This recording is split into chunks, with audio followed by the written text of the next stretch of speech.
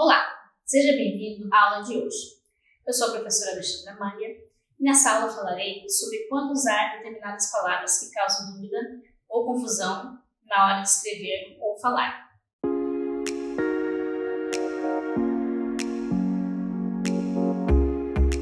Olá, aluno unifaciar. Seja bem-vindo à aula sobre Use of Words.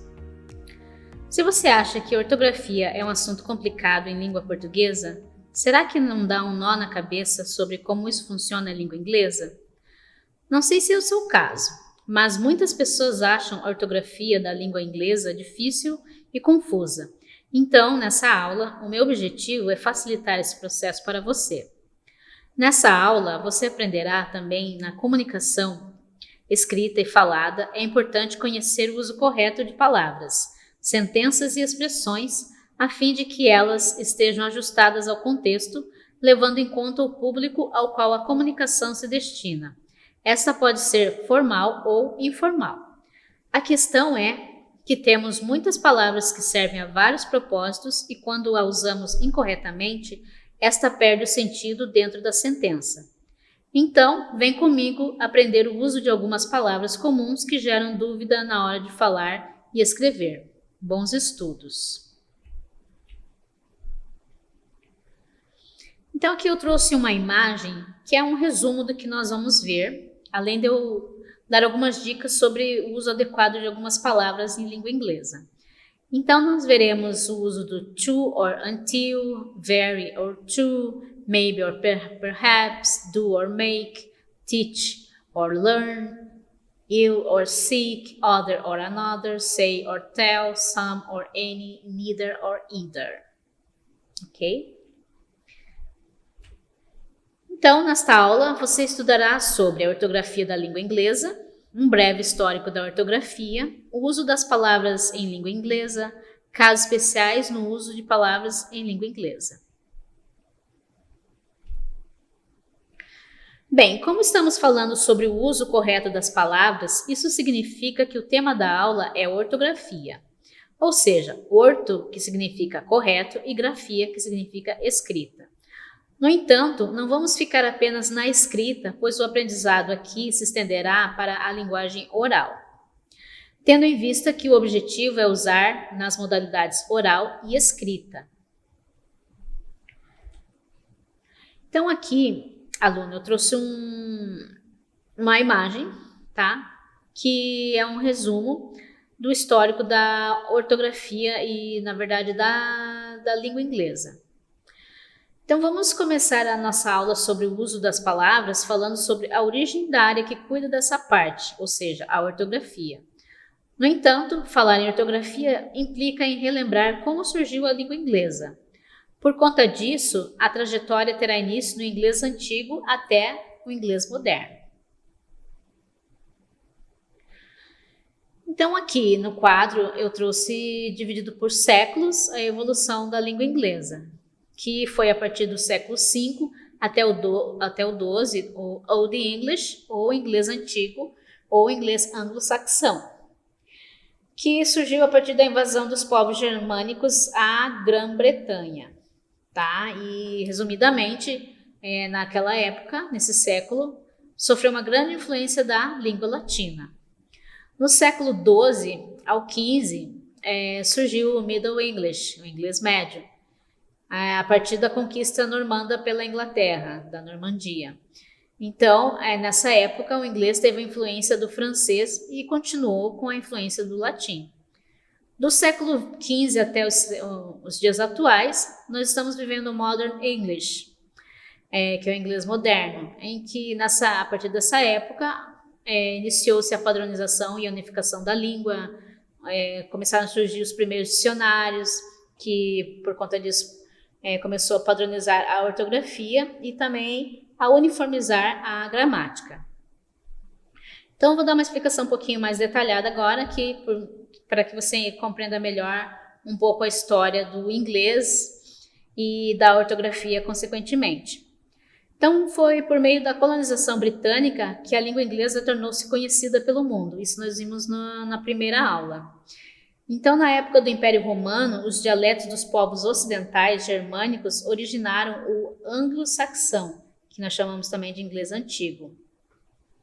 Mais tarde, no século VII, os missionários eles introduziram o cristianismo e o latim, que teve uma grande influência no uso da língua inglesa.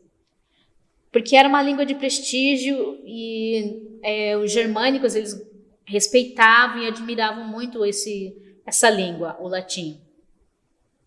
No final desse século, do século VII, ocorreu a invasão dos vikings, que também gerou uma simplificação na fala do inglês antigo. No século XI, a conquista pela Normandia mudou o inglês novamente, que agora estava sob a influência do francês antigo, que era a língua vigente deles.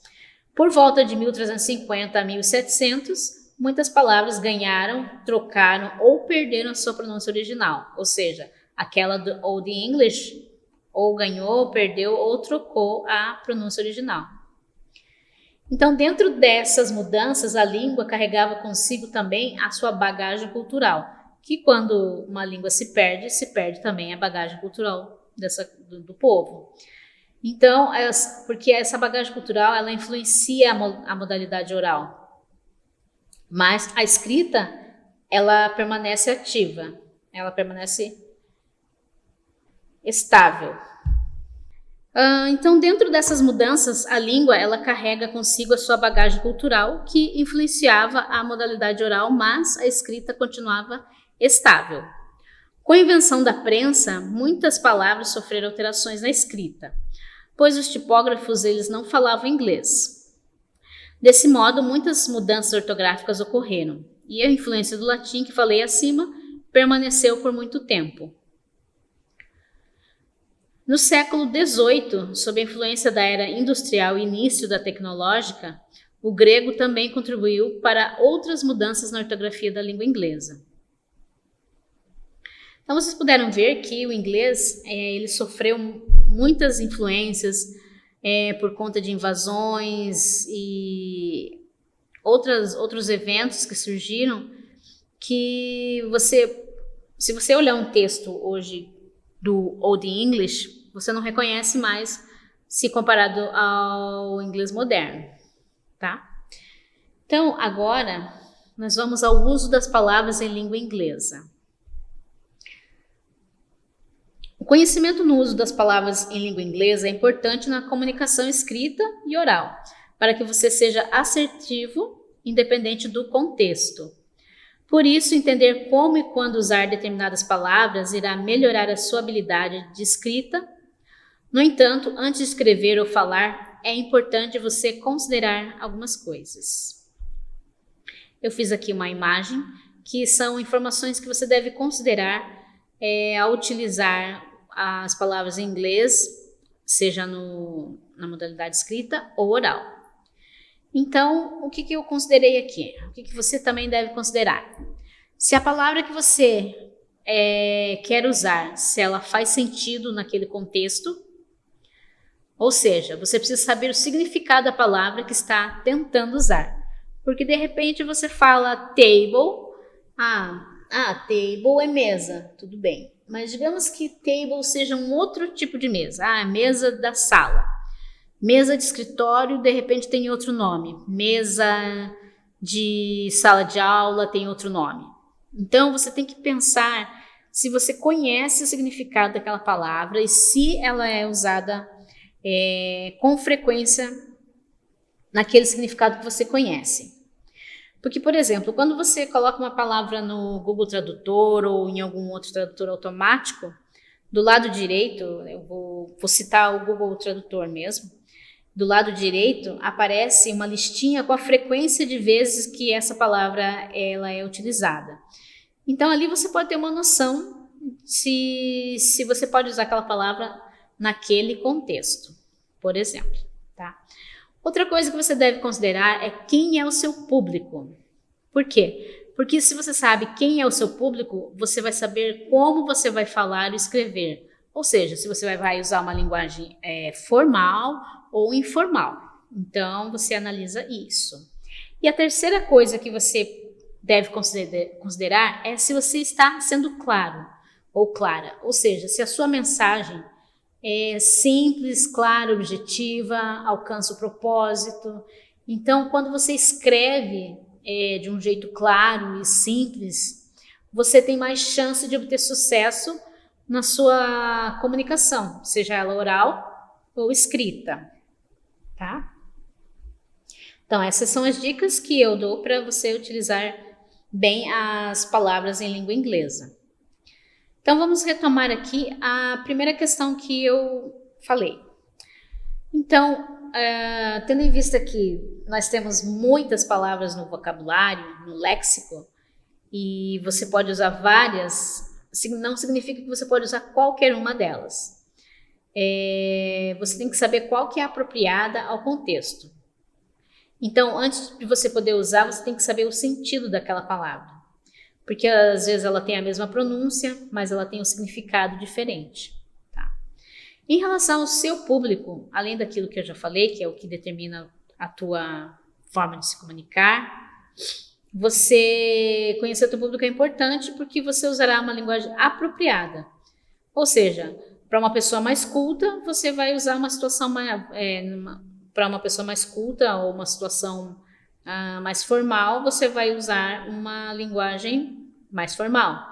Se for uma linguagem para algum amigo, para alguém que você não conheceu ontem, ou alguém que não é do trabalho, por exemplo, ou que é alguém parente, que é do teu dia a dia, você vai usar uma linguagem coloquial, uma linguagem mais informal, então você não vai ser tão criterioso na escolha das suas palavras, mas mesmo assim, você precisa saber o significado daquela palavra. Então, por exemplo, a idade, o cargo, o grau de afinidade, a escolaridade, a profissão, são alguns fatores que influenciam como você fala ou escreve. Além disso, algumas palavras ou frases também podem ter diferentes conotações dependendo da cultura. Certo? Então, é importante considerar essas dicas que eu passo para vocês. E o último quesito aqui é se você está sendo claro ou clara. Porque escrever com clareza nem sempre é tão fácil, dependendo do público que você se direciona. Mas procure fazer isso sempre que possível, escrever com clareza, porque isso vai tornar a escrita mais fácil de ser seguida, de ser lida e compreendida. Então, busque palavras que são acessíveis ao seu público. Se você vai escrever para um público mais estudado, ou vai escrever para alguém, ou vai falar para alguém mais simples, sempre ajuste o seu vocabulário, a estrutura das frases, de modo que aquela pessoa entenda.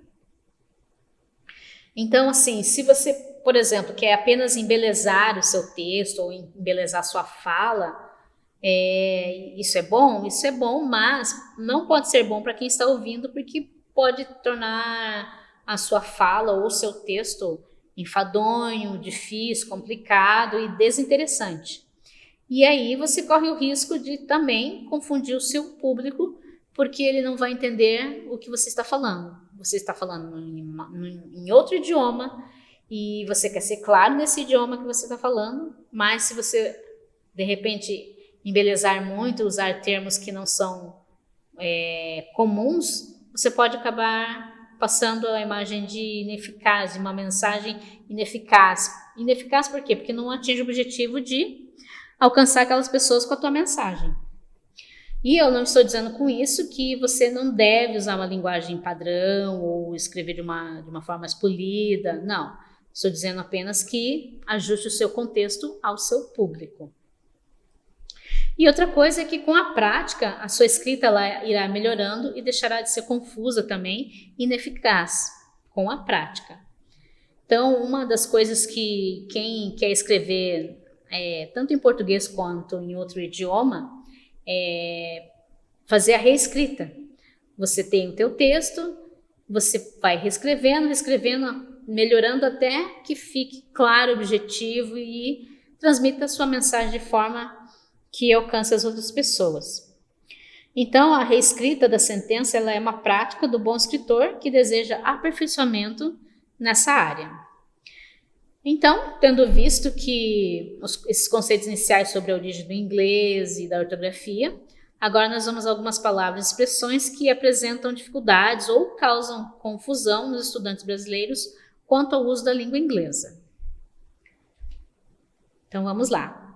Eu separei alguns casos, não são todos que existem muitas palavras que podem causar dúvida e que de repente é utilizado de forma inadequada, mas vamos a elas. Anyone, anybody, city, town, either, neither, few, less, ill, sick, little, small, make, do, maybe, perhaps, no, not, nobody, no one, anyone, other, others, another, so do I, some, someone, speak, talk, say, teach or learn, tell and say, to, until e very, to. Vamos lá, uma por uma. Então, como que você usa o any, anyone e anybody? Aqui, basicamente, você pode utilizar qualquer uma delas, só que algumas têm o mesmo significado. O any, por exemplo, ele é usado em frases negativas. I don't need to buy any clothes. Eu não preciso comprar nenhuma roupa. Então, any em situações de frases negativas. Mas ele também pode ser utilizado em perguntas diretas. Do you have any interesting book at home? Você tem algum livro interessante em casa? O anybody e o anyone, ele pode ser usado em situações de perguntas também. Anybody e anyone. Is there anybody or anyone at school? Há alguém na escola? Você está perguntando. Você não está perguntando se não há ninguém. Você está perguntando se há alguém. Tá? Então, anybody e anyone para perguntas. Anyone can do it. Anybody can do it. O anyone e anybody também pode ser utilizado em sentenças negativas. Tá? Então, veja que o any, tanto o any como o anybody e o anyone, eles são utilizados em perguntas ou em negativas. Certo? City and town. O city and town ele é bem simples, porque o city ele vai remeter a uma grande cidade. Então, London is a big city. Teresópolis is a small town. Então, town é sempre para remeter a uma cidade pequena e city a uma cidade grande, desenvolvida. Either e neither. Então, isso aqui a gente vê muito nos filmes, nas séries. É importante lembrar que os dois não podem aparecer com duas negativas, porque é a mesma regra para a língua portuguesa, que nós não devemos colocar duas negativas juntas na mesma oração. Isso vale para o either e neither. Tá? Até porque você vai usar o me too para concordar com aquela sentença. A questão aqui que eu trouxe primeiro é que você vai usar o either e o neither do I, no caso, quando você quiser concordar com uma sentença negativa, tá? Negativa, você vai usar o either or neither. Então, I don't like coffee, I don't either, or neither do I. Eu não gosto de café, eu também não. Ou neither do I, eu também não gosto. Então, entenda que você vai dizer eu também, você está concordando que você não gosta de café. Ou você vai dizer que eu também não gosto, mas você vai dizer neither do I. Isso por que é neither do I? Porque o verbo aqui, o auxiliar é o do, é o don't, do not. Por isso será neither do I ou I don't neither. I don't either. Agora, se é o verbo to be, I am not tired to study. I am not either or neither I am. Neither am I. Então, o either e o neither vão concordar com o sujeito, com o verbo que o antecede. Então, por exemplo, De repente você está acostumado a ouvir neither do I ou so do I. Então pensou, só existe esse? Não. Existe com os verbos to be, com os verbos regulares, com os verbos modais. Por isso que eu trouxe um exemplo de cada, tá? Então, vimos ali do presente, a negativa. I don't like coffee. I don't either or neither do I. Que ou você usa um ou você utiliza outro, certo? I'm not tired to study. Eu não estou cansado de estudar. I am not either. Eu também não. Or neither am I. Eu não estou cansado. I can play the piano. Eu não posso tocar piano. I can either. Eu também não. Neither can I. Eu também não posso tocar. Então, você está concordando com uma sentença que é negativa, tá? Lembre disso, concordando com a sentença que é negativa. I couldn't, aqui faltou um D. I couldn't cook. Eu não posso cozinhar. Eu não poderia cozinhar. I couldn't either. Eu também não. Eu também não. Ou eu também não poderia. Neither could I. I wouldn't like a piece of cake. Eu não gostaria de um pedaço de bolo, de uma fatia de bolo, de um pedaço de bolo. I wouldn't like a piece of cake. Então, would, aqui o can, o could, o would, eles são verbos modais. Should, may, might, são todos verbos modais. Tá? Então, I wouldn't like a piece of cake. Eu não gostaria de um pedaço de bolo. I wouldn't either. Eu também não gostaria. Neither would I. Eu também não gostaria. Eu também não. Eu também não gostaria. Neither would I. I won't travel to London. Won't. Want é passado do verbo auxiliar para o futuro. Will. Na afirmativa seria I will travel to London. Eu viajaria para Londres. Mas como é uma negativa, will plus not fica won't. Will not. I won't travel to London. Eu não viajaria para Londres.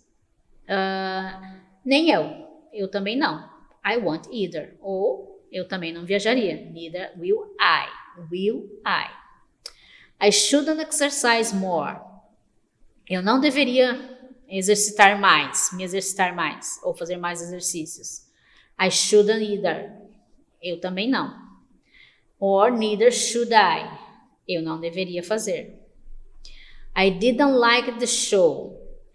Aqui é passado, então o did é auxiliar para formar o passado. Então, formar o passado e a negativa é did not, com a contraída fica didn't like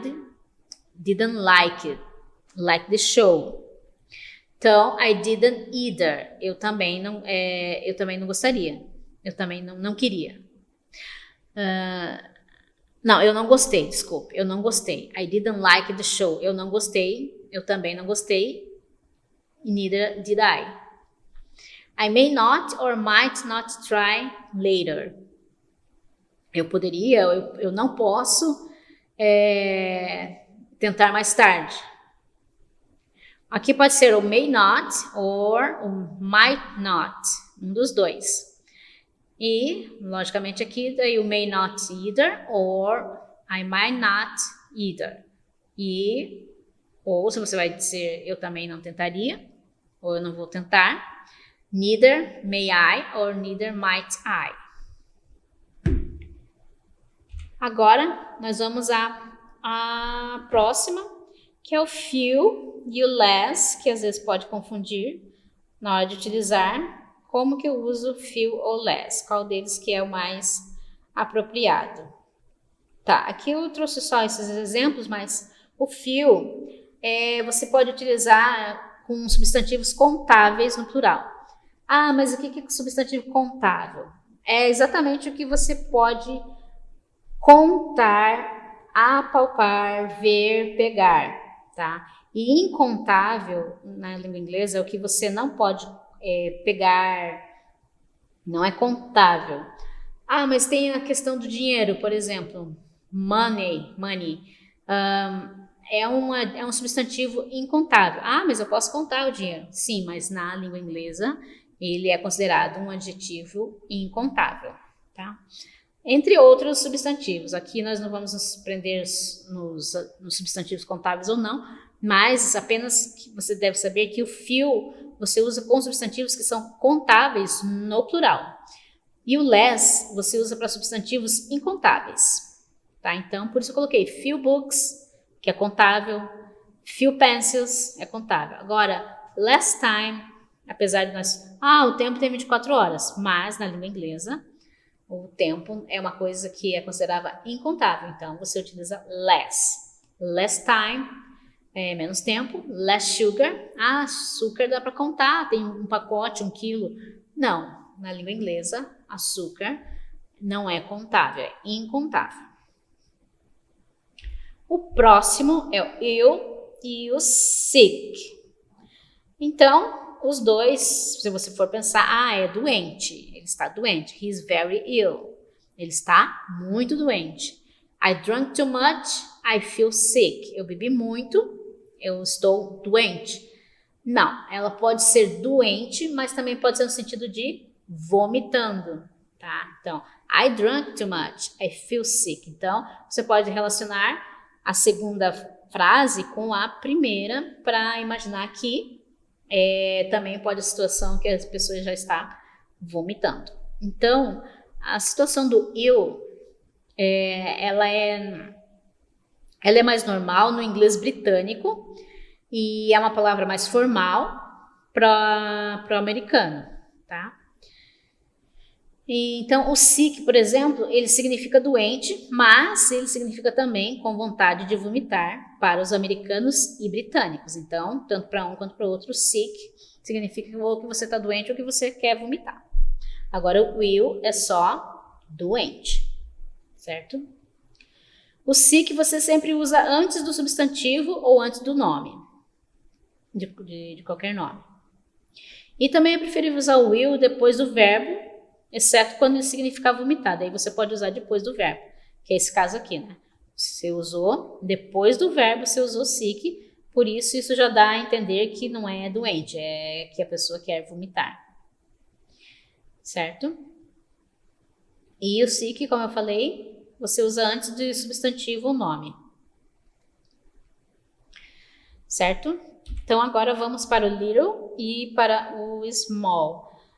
Esse também causa dúvidas porque às vezes você pensa, qual que é o contrário de little? De little é big, ou será que big é contrário de small? Então é isso que nós vamos ver agora, tá? Deixa eu ver, aqui eu não falei para vocês. Sim, falei para vocês. Little, she is a beautiful little girl. Ela é uma linda garotinha. Beautiful little girl. I drink little milk. Wait a little while. That school is too small. Então, aqui, o little, ele é frequentemente usado para elementos incontáveis, tá? Mas também pode ser usado no lugar de small. No lugar de small também dá para você usar o little. Quando diz respeito à emoção ou sentimento, não é em qualquer situação, tá? Então, aqui, o small também, ele é usado no lugar de... o small também pode ser usado em algumas expressões. E ele pode ser usado como o oposto do big, que é grande. Por isso aqui, that school is too small. Então, no lugar, ele poderia ser that school is too big. Você pode também usar o small. Aqui, wait a little while. Espere um pouco. E I drink a little milk. Eu tomo um pouco de leite. Então, em relação à quantidade, ou seja, elemento incontável, que é o caso do leite. O próximo é o make you do. Make you do nós não entraremos em detalhes, mas assim, você tem duas formas de falar fazer em língua inglesa. E eles têm funções diferentes, o make e o do. Então, vamos dizer assim, o make você utiliza quando você quer falar de situações, de coisas que você consegue tocar. E quando não são coisas que você consegue tocar ou ver, você usa o do. Só que existem muitas exceções, só que nós não vamos entrar aqui no caso das exceções no uso do make ou do do. Por exemplo, make the bed, fazer as camas. Fazer as camas é uma coisa palpável, certo? É arrumar as camas, eu quero dizer. Então aqui, Mary makes corn cake. A Maria faz bolo de milho. Meg does business. Meg tem as suas ocupações, é muito ocupada com seus negócios, por exemplo. Então, negócios não é uma coisa que a gente vê, que a gente pode tocar. É mais no sentido, digamos que figurado, tá? Mas vocês podem pesquisar e verão que existem várias exceções para o uso de make e do. Mas a regra geral é essa, de que o make você vai utilizar para coisas que são que você pode tocar. E o does é o contrário, tá? Então agora vamos para o maybe e para o perhaps, que também causa dúvidas, mas é bem simples, porque o perhaps é uma forma mais culta, usado mais uma linguagem formal. Então, o maybe é para a linguagem coloquial, para a linguagem do dia a dia. E então é bem fácil de você memorizar. Maybe or perhaps, no entanto, você pode utilizar os dois. Maybe or perhaps they are tired. Talvez eles estão cansados. Ou talvez estejam cansados. Mike is perhaps our greatest author. Então, Mike talvez seja um grande autor. Ou seja, o melhor dos autores. Talvez. Agora vamos ao no e o not, tá? Apesar de parecerem iguais, o uso deles é diferente. Por quê? Porque o no, ele é um adjetivo. Ele é usado, então, para modificar um nome. Um nome significa que ele vai modificar um substantivo. Tom has no money and does not speak English. Então, aqui nessa frase, nessa sentença, tem a presença do no e do not. Então, se o no ele é um adjetivo e ele modifica o nome, ele está modificando quem, no caso aqui? O money. Por quê? Tom não tem dinheiro. Ele não tem nenhum dinheiro. Tom has not. Tem não tem nenhum dinheiro, como se dissesse. Tom tem nenhum dinheiro. Não, ou seja, ele não tem dinheiro. Tom has no money and does not or doesn't speak English. Ele não tem dinheiro, ou ele não tem dinheiro nenhum e não fala inglês. Então, ali, não fala inglês não poderia ser does and does no speak English. Vai totalmente contra a estrutura de uma negativa em língua inglesa. E o contrário ali também não poderia ser, porque Tom has not money. Porque você quer dizer o quê? Se Tom tem algum dinheiro ou se ele não tem nenhum dinheiro. Então, por isso você utiliza o no. Tom has no money and doesn't ou does not speak English. I don't have money. Eu não tenho dinheiro. Aqui é diferente, então é uma negativa. I don't have money. Not many people came to the meeting. Então, nenhuma das muitas pessoas veio à reunião. Not even one girl came. Então, aqui nós temos essas sentenças, nenhuma das meninas veio. Para você entender que no é muito diferente de not. No é adjetivo e not é negação, é advérbio. O próximo é nobody, anyone e no one. Também são pronomes, essas palavras, e que também podem causar dúvida na hora de falar e de escrever. Mas, como os outros também é simples, vamos falar aqui do nobody. Nobody, anyone e no one, eles são usados em frases negativas, tá?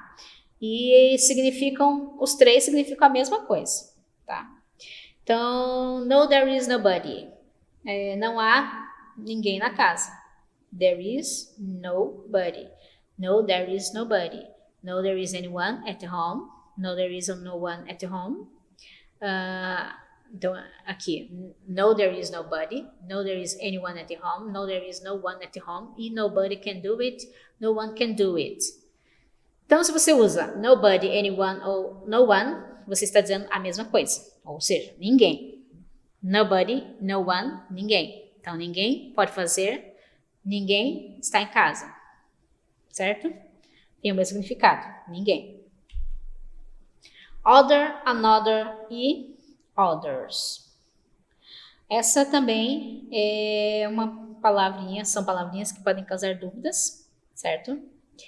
Mas assim, o other, o other, que é esse primeiro exemplo que eu trouxe ali, ele só pode ser usado no meio de uma frase e antes de substantivo. We went to the with other people. Ele veio com outras pessoas. Então, é o que eu disse aqui, que ele só pode ser usado antes do substantivo. Quem que é o substantivo aqui? People, other people. Certo? Ele não... Isso mesmo, ele não veio com outras pessoas. E aqui o others só pode ser usado no final de uma frase, que é o caso aqui, ó. Esse aqui tem que estar no meio da frase e antes do substantivo, o other, e others é no final de sentença, tá? He went to the bar with the others. Então, ele veio ao bar com os outros, tá? Ele veio ao bar com os outros. E o another, ele significa um ao outro, ou um ou outro, tá? Então, aqui, ele só pode ser usado aqui também no singular, enquanto other é no plural, mas é só no final de sentença. O another, ele é um ou outro e só no singular. Hannah wants another apple, ou seja, Ana quer outra maçã. Significa que ela tinha uma maçã e agora ela quer outra maçã. Agora vamos ao so do I. Nós vimos o neither, whether e o neither do I, que são palavras que você utiliza para confirmar uma sentença negativa. Agora, o so do I, você vai utilizar para confirmar uma sentença afirmativa. Eu utilizei as mesmas frases que usei com either e o neither, só apenas para você comparar. Então, I like coffee. Eu gosto de café.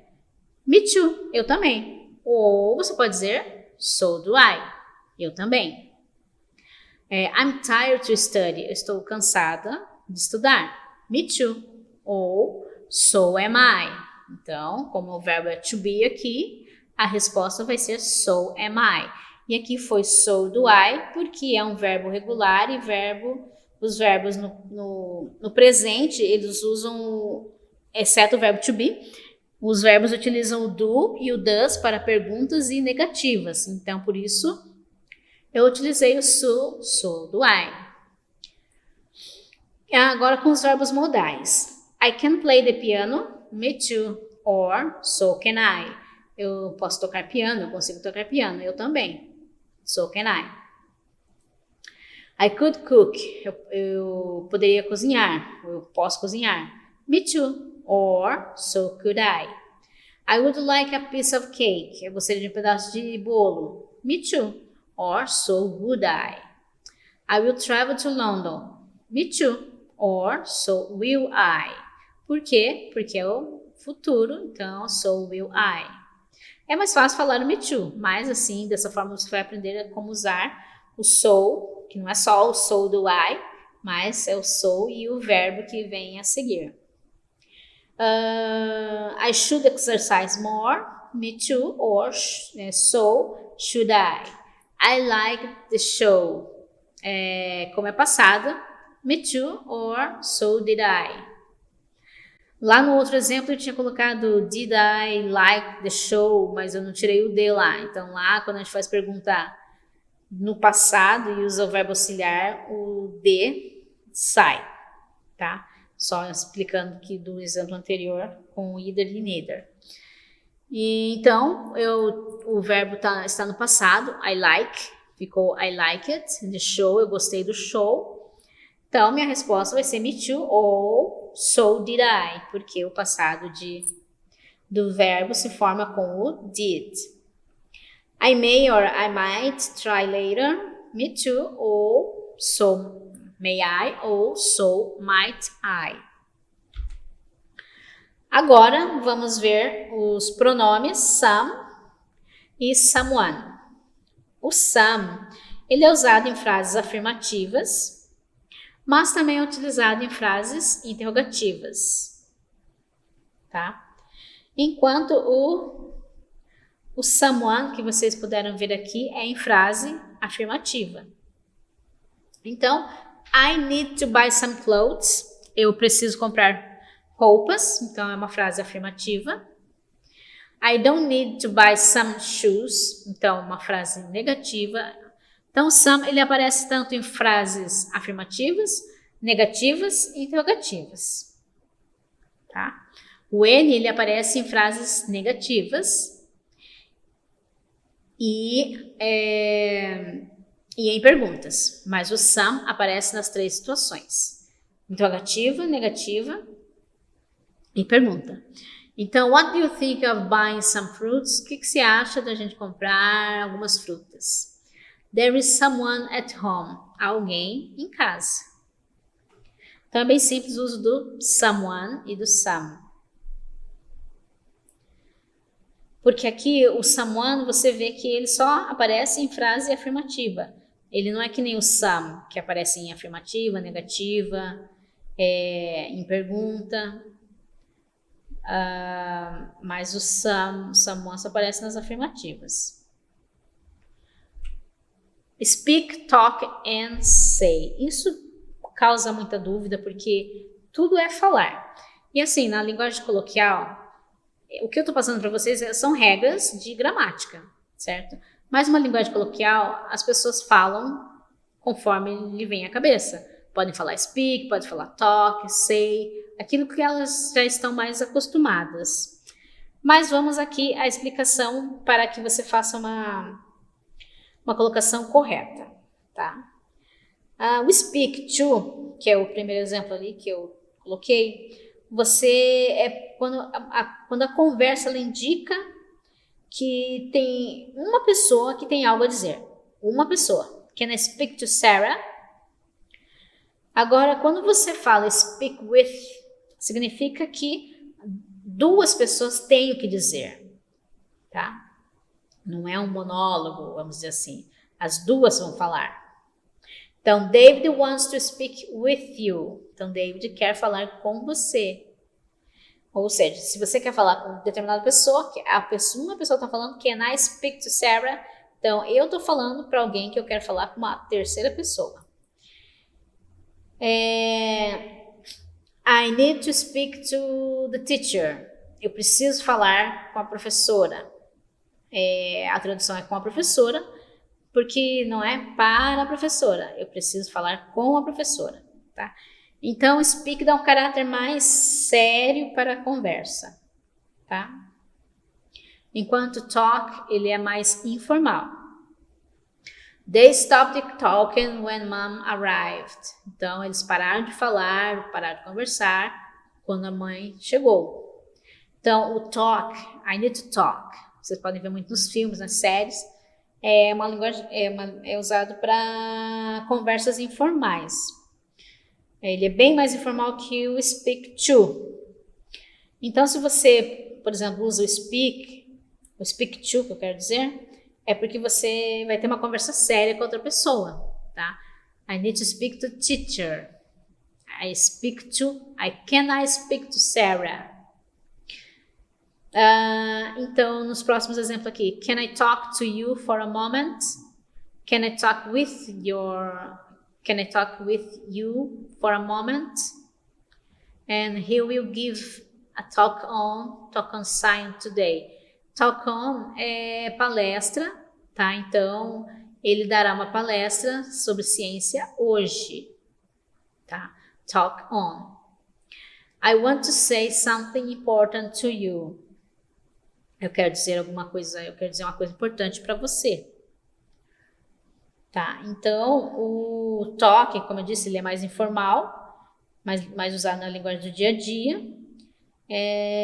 Então, ele é normal e corriqueiro. Então, essa é a linguagem do dia a dia, é o talk. Agora, vamos ao teach e o learn. O teach e o learn, ele é bem fácil de compreender. Por quê? Porque o teach, o learn, na verdade, ele significa que você vai adquirir algum conhecimento, tá? Você vai adquirir conhecimento, você não vai passar o conhecimento. Porque quando você transmite conhecimento, quando é você que ensina, instrui, você usa o teach. Então, I learned French. Eu aprendi francês. I will teach you French. Eu te ensinarei francês. Então, é bem fácil, tá? E tell e say. Também fico em dúvida, porque os dois são o quê? Contar, dizer. Bem, eles têm uma pequena diferença e que eu vou passar para vocês. Tá. O tell, você utiliza... O tell você pode utilizar com pronome, sempre posição to, como eu mostrei aqui. She told me a good thing. Ela me contou uma coisa boa. Aqui no caso, ele não tem a preposição to. Então, ela é usada para fazer algo que alguém ordenou. E que alguém contou algo para você. She told me a good thing, ou seja, ela me contou uma coisa boa. A outra situação que eu falei que é que quando alguém ordena para você, você usa o tell, ou seja, o told, na verdade. Peter told me to be quiet. Pedro, ou Peter, falou para eu ficar quieto. Isso é uma ordem, né? Então, se for no sentido de ordem, você vai utilizar o tell. E aqui o John said to me that he's always tired. João me disse, ou João me contou, que está sempre cansado. Tá, mas e daí? Como é que a gente usa o said? O said to, ele é usado para contar alguma coisa, para relatar algo que alguém contou para você. Tá? Então, John said me, John said to me that is always tired, ou seja, que ele está sempre... John contou para mim que ele está sempre cansado. Tá? Então, John say he always tired, que é também o say, é usado para falar de coisas que são rotineiras, corriqueiras. E o tell é mais para contar alguma coisa, ou para ordenar alguma coisa também. E o say é para coisas corriqueiras. E o said to é para relatar alguma coisa que alguém contou para você. To, as far e until. Então, nós temos maneiras de falar o até. Então, essas são as formas de falar até. Só que um está relacionado à distância e o outro está relacionado ao tempo. Em relação ao tempo, você deve utilizar until. Por exemplo, walk until midnight. Caminhei até meia-noite. Walk was far the park. Ou walk to the park. Que são as mesmas coisas. Que você caminha até o parque. Quando significa distância, você vai usar o to ou as far as. Quando se diz respeito a tempo, você utiliza o until. Very e to. Very você vai utilizar quando o substantivo, no caso, ou o nome que nós chamamos, ele não é, ele é do tamanho ideal, não excede o tamanho normal, vamos dizer assim. E o to é quando excede, tá? This book is very big, but it will go into my pocket. Esse livro é muito grande, mas ele cabe no meu bolso, por exemplo. This book is too big to go into my pocket. Aqui ele está dizendo que o livro é exageradamente grande, tanto que não vai caber no bolso. Então, você usa very quando a medida não é excedente e usa o to quando excede o tamanho original ou excede a capacidade que você pode levar. Então, chegamos ao final da nossa aula, aluna unifaciar, em que você conheceu um pouco a respeito da história da difusão do inglês, que se deu por meio do colonialismo britânico, e nesse sentido, assim, vários eventos contribuíram para que o chamado Old English chegasse ao que conhecemos hoje como o inglês moderno. Foi nesse período que a ortografia padronizou-se e muito do que era no passado desapareceu, foi substituído ou sofreu alguma alteração. Ainda nessa aula você aprendeu como escolher a palavra mais adequada na hora de escrever e falar em inglês, porque você vai considerar o seu público, o contexto ao seu público.